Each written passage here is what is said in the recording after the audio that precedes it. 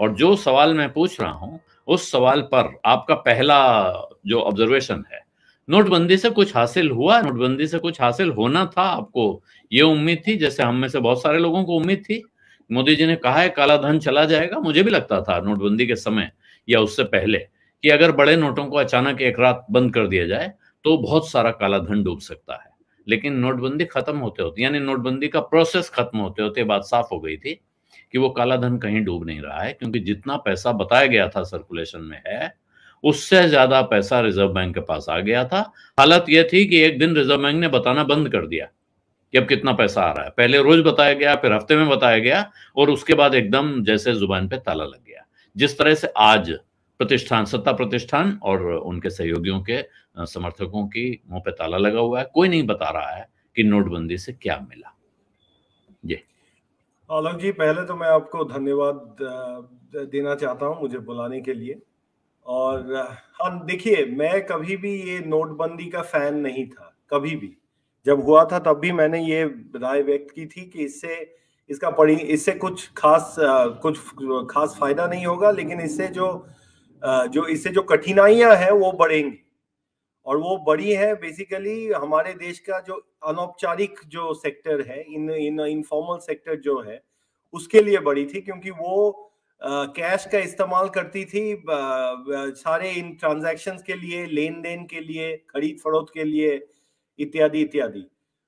उनके ऊपर ये भारी झटका था। और ये मैंने तब भी कहा था, उस समय भी, कि ये उनके ऊपर झटका पड़ेगा, इसका असर पड़ेगा, और कोई अच्छा असर नहीं पड़ेगा। क्योंकि क्या है पैसा? क्या होता है पैसा? होता है ये एक आर्थिक व्यवस्था का जो ये है, क्या कहते हैं, आप कह सकते हैं उसका जो रक्त चालन का जो सिस्टम है, वो है पैसा। तो अगर कोई एक आपका आर्थिक क्षेत्र है जो काफी उसके ऊपर निर्भर है, तो आप अगर 86% note, specified bank note suddenly out of circulation pull करना चाहेंगे, मतलब बोलेंगे कि ये खारिज हो गए हैं, तब उसका ऑब्वियसली असर पड़ेगा उनके ऊपर जो उसका इस्तेमाल करते हैं लेन देन करने के लिए। जो बड़े बड़े कॉर्पोरेट हाउसेज है उनके ऊपर बहुत कम उसका असर पड़ेगा, क्योंकि वो तो वैसे में ही ट्रांजैक्शंस वैसे ही करते थे, कैशलेस ट्रांजैक्शंस करते थे, bank to bank transfers etcetera etcetera. ठीक है, चेक बेस्ड ट्रांसफर्स, उनका उनका उनका मेथड ऑफ वर्किंग ही डिफरेंट था from small and medium enterprises अनौपचारिक क्षेत्र में। तो उनके ऊपर गहरा असर पड़ा। लेकिन उनके ऊपर असर पड़ना तो हमारे आर्थिक व्यवस्था के लिए झटका हो जाएगा, क्योंकि 50% इकोनॉमी उस समय इनफॉर्मल सेक्टर में थी, और 70 से 80% लोग उस इनफॉर्मल सेक्टर के में एम्प्लॉयड थे, रोजगारी वहां थी ज्यादा। ठीक है, तो ऑब्वियसली उसका असर पड़ा, उसका वहां पे असर पड़ा। और जैसे जो अलग चीजें थे जिनके लिए जो पहले बताए गए थे कि इनका फायदा होगा डिमोनेटाइजेशन का या नोटबंदी का, उनके ऊपर उतना कुछ फायदा दिखा नहीं गया। जैसे कि मैं बता रहा हूं, जैसे दहशतगर्दी क्या इस देश में कम गया बिकॉज ऑफ डिमोनेटाइजेशन? ये ठीक है, ये अभी भी कोई इसके ऊपर एक स्टडी हो सकते हैं, और ज्यादा शायद माउस के ऊपर थोड़ा असर पड़ा हो सकता है इसका, ठीक है, सेंट्रल इंडिया में, मतलब मध्य भारत में। लेकिन कश्मीर और ऐसे जगहों पे इसका क्या असर पड़ा, ये इसके वजह से हुआ है, या आर्मी के ऑपरेशंस की वजह से हुआ है, या चेंज ऑफ पॉलिसी की वजह से हुआ है, ये अलग चीज है। अच्छा, दूसरी जो चीज थी फेक इंडियन करेंसी नोट्स की, ये जो जो फर्जी नोट जो हमारे पड़ोसी या पड़ोसी देशों से आते रहते हैं।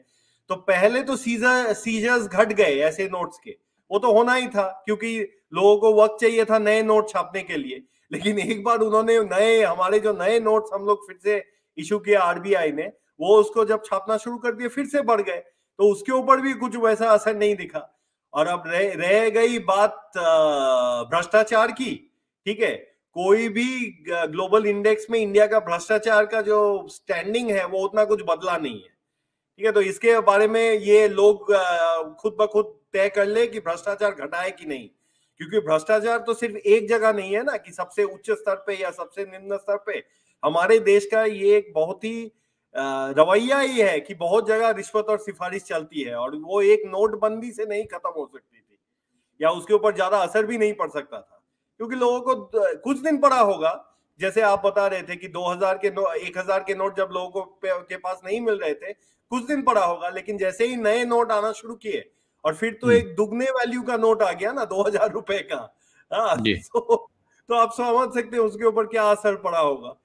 लेकिन जो अर्थशास्त्र है, अब जो आपकी आर्थिक व्यवस्था है, उसके ऊपर ये डेफिनेटली एक झटका बन गया, इस कारणवश कि 50% आपका अनौपचारिक सेक्टर था और वो कैश, वो नकद पैसों के ऊपर निर्भर था, लेन देन खरीद फरोख्त के लिए। तो ऑब्वियसली जाहिर सी बात है कि उसके ऊपर उसका असर पड़ा। और क्या होता है, पहले बात ये हुई थी कि अरे ये जो इनफॉर्मल सेक्टर है ये टैक्स नहीं देते हैं, ये कंप्लायंस नहीं करते हैं, मतलब वेरियस जो रेगुलेशंस है उनको मानते नहीं है। पूरी सही बात है, बहुत सारे ही नहीं मानते थे, लेकिन उनके वजह से रोजगार भी तो होता था ना। क्योंकि क्या था कि वो चीन और पश्चिमी एशिया के कंपनियों के साथ वो कंपीट कर पाते थे, क्योंकि वो बहुत कुछ नहीं करते थे, बहुत वो अनौपचारिक थे, उसी वजह से वो कंपीट कर पाते थे, क्योंकि वो इधर टैक्स नहीं देते थे, वो रेगुलेशन नहीं करते थे, लेकिन उनके वजह से रोजगार था। अब उनके ऊपर झटका पड़ गया इसका, तो ऑब्वियसली रोजगार के ऊपर भी झटका पड़ा। और बिगेस्ट चीज जो हुआ कि जो औपचारिक क्षेत्रों में है, जो बड़े कॉर्पोरेट हाउसेस है, ये है जो बोलते थे अरे ये जो ढक्कन कारखाना है ये मुदी के दुकान की तरह चलती है, ठीक है, इनके ऊपर कोई नियम कानून लागू करो, वो तो ठीक था, लेकिन उनसे भी हमारे, क्योंकि उनके साथ रोजगार का एक बड़ा लिंक था, पूरी जो अर्थव्यवस्था है उसके ऊपर उनका एक डिमांड का एक कंपोनेंट था ना, वो डिमांड देते थे। तो पहले क्या हुआ, औपचारिक क्षेत्र आगे बढ़ा अनौपचारिक क्षेत्र के कॉस्ट पे, अनौपचारिक क्षेत्र जहां से पीछे हट गया वहां पे औपचारिक क्षेत्र आ गया, लेकिन ओवरऑल डिमांड पे भी तो असर पड़ा ना, क्योंकि कुछ लोग बेरोजगार हो गए, इतनी कंपनियां और चला नहीं पाए, इत्यादि इत्यादि। तो इससे क्या हुआ, ओवरऑल जो डिमांड है उसके ऊपर भी असर पड़ा।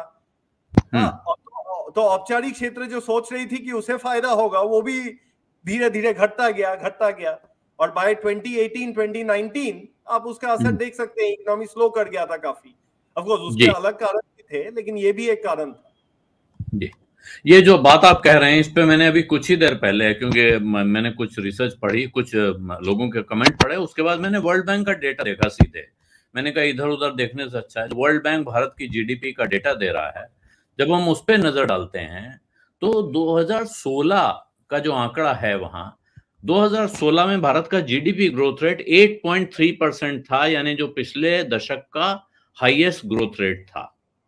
उसके बाद लेकिन 2016 के बाद 2017 में ये पहुंच जाता है 6.8 पर, वहां से 6.5 18 में, और 2019 में 3.7।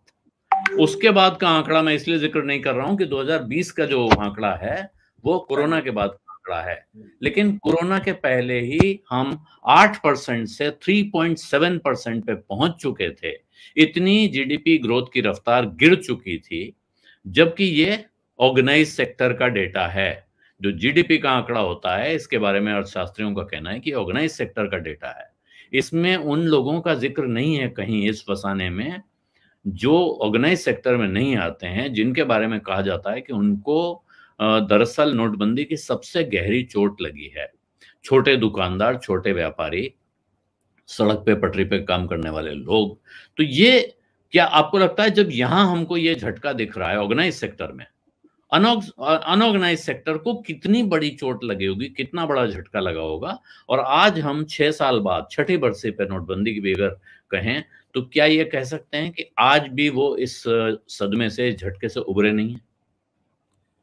देखिए, दो चीजें हैं यहाँ, जैसे आप बता रहे थे जीडीपी का जब आकलन करते हैं ना, तो ये अनुमान लगाया जाता है, ये एजम्पशन है कि अनऑर्गेनाइज सेक्टर और ऑर्गेनाइज सेक्टर एक ही रेट पे ग्रो कर रहे हैं। जैसे आपने बताया ये ऑर्गेनाइज सेक्टर के बेसिस पे ये किया जाता है, बट जब एक तरफा जब एक झटका आता है जिसका ज्यादा असर अनऑर्गेनाइज सेक्टर पे हो, तब आप वही एजम्पशन पे नहीं चल सकते हैं, ठीक है।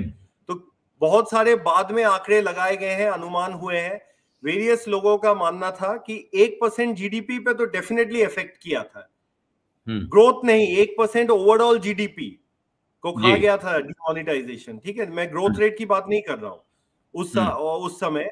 और वेरियस आंकड़ों के मुझे अनुसार, सही याद है कि नहीं सौरभ, लेकिन शायद आप करेक्ट करेंगे, मुझे ऐसा लगता है कि डॉक्टर मनमोहन सिंह ने कहा था कि 1.5% जीडीपी चली जाएगी। हाँ, उनका वैसे ही वो 1 से 1.5% के भी कुछ आंकड़े हैं अनुमान के। तो मान लीजिए कि असर तो हुआ है, और डिस्प्रोपोर्शनेट असर हुआ है उनके ऊपर जिनके जो नीचे के तरफ है ना, जो नीचे के जो मध्यम वर्ग से ज्यादा जो गरीब थे उनके ऊपर सबसे ज्यादा असर हुआ है इसका। सो अब क्या हुआ कि मान लीजिए 15 लाख से 50 लाख नौकरियां इसके वजह से अफेक्टेड हुई थी।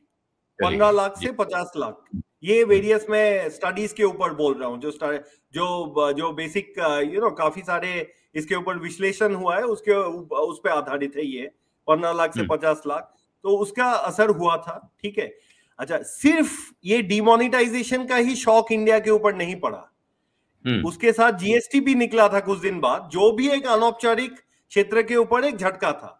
अच्छा, वो झटका लेकिन सबको पता था कि ये झटका पड़ेगा ही पड़ेगा अनौपचारिक क्षेत्र पे, वो मान के चले थे। लेकिन उसके पहले तो नोटबंदी की गई ना, तो झटका और बड़ा हो गया उनके लिए। तो इससे मैं बिल्कुल ही मुझे बिल्कुल ही कोई आश्चर्य नहीं हुई कि हमारा जो जीडीपी ग्रोथ रेट का फिगर है वो क्रमशः घटता गया। ठीक है, जैसे कि 2016, 2017, 2018, 2019, तो क्योंकि जो मैक्सिमम जो इंपल्स होता है किसी भी मॉनिटरी शॉक का, नोटबंदी का, ठीक है, वो आपको उसी समय दिखने को मिलेगा। 2 से 3 क्वार्टर बाद उसका झटका दिखना शुरू हो जाएगा, फिर एक पीक आएगा झटके का। और तो इस बारे में मैं बिल्कुल भी मतलब ये नहीं था, और क्योंकि और भी झटका पड़ा था, क्योंकि 2018 में इंडियन रूपी को बचाने के लिए आरबीआई को इंटरेस्ट रेट, ब्याज दर बढ़ाना पड़ा था। ठीक है, तो आप देख सकते हैं एक तीनों सीरीज का जो एक नेगेटिव शॉक्स हुआ है इकोनॉमी पे, तो घट गया आपका जीडीपी ग्रोथ रेट। क्या होता है, आप जब भी ऐसा झटका देते हैं इकोनॉमी को, क्यों इकोनॉमी को झटका देना नहीं चाहिए, आप अर्थव्यवस्था को शॉक्स मत दीजिए। कोई भी मास्टर स्ट्रोक या गेम चेंजर या सिल्वर बुलेट होता नहीं है, क्योंकि ये बहुत ही एक कॉम्प्लेक्स एक सिस्टम है। इसमें किस चीज का क्या असर पड़ जाएगा वो देखने बाद में आपको पता चलेगा। आप वो जितना भी मॉडलिंग कर ले और जितना भी कर ले, उतना आसान चीज नहीं है। तो अब क्या होगा, आपने यहाँ क्या किया है, ये नोटबंदी ऐसे करके हो गया क्या कि इतने लोगों से जो डिमांड आ रहा था हमारी इकोनॉमी में, वो आना बंद हो गया, क्योंकि वो रोजगार हो गए या वो कंपनियां बंद हो गई। अब कंपनियां बंद हो गई तो सप्लाई साइड पे भी असर पड़ेगा ना, क्योंकि वही तो सप्लाई करते थे, आउटपुट, उत्पादन तो वहीं से हो रहा है, उत्पादन भी घट गया।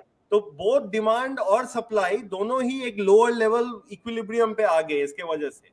और मेन जो हो गया कि आपका अगर जीडीपी का ट्रैजेक्टरी ये था, जब भी कोई ऐसा शॉक आता है वो ऐसे गिरता है और वापस लेकिन उसी ट्रैजेक्टरी पे नहीं आता है। देखा गया है रिसर्च से कि वो एक लोअर ट्रैजेक्टरी पे चलना शुरू करता है।